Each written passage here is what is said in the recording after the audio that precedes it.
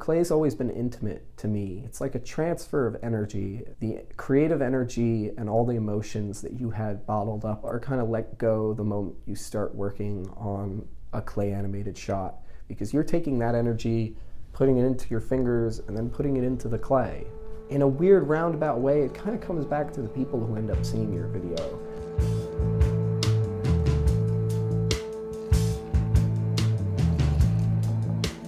An active energy being passed around between animator to animation to viewer back to animator.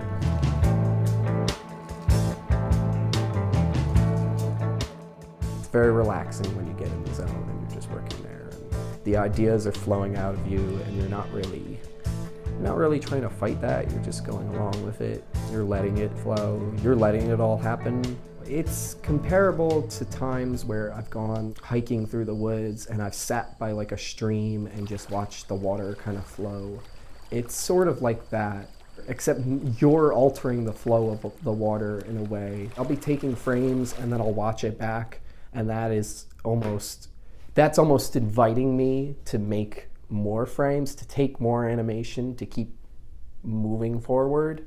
And then that kind of just builds and snowballs until finally, like, I'm 7 shots in and I've been working on this for 10 hours. I go back to creative expression because I want to find new reasons why I like doing it, why I like working on this stuff, why I like burning myself out for 15 hours a day making claymation monsters move. Anytime I try to engage with like life outside of animation, I get frustrated with it. I don't want to deal with all of it all at once. And I feel like with animation and with art, helps me kind of digest those things a little bit easier. I can take them apart and break them down on my own terms. If I feel like my life's getting too complicated, I dive back into art, and art helps me reevaluate. I like giant monsters. I like aliens. I always have. Probably started with being fascinated by dinosaurs as a kid. That was probably the first thing, was like, seeing a dinosaur skeleton in a museum and being like, whoa.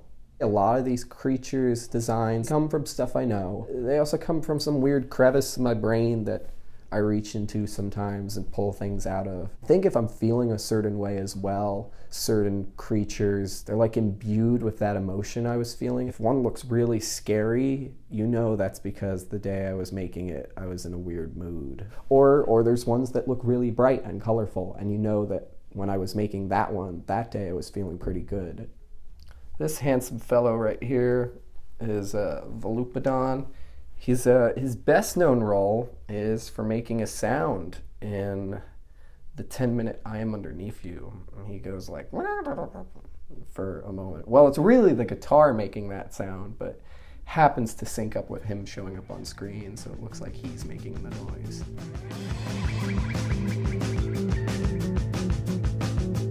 Kind of the journey, the quest that I'm after is to try to humanize creatures, try to give monsters human traits and try to make them relatable.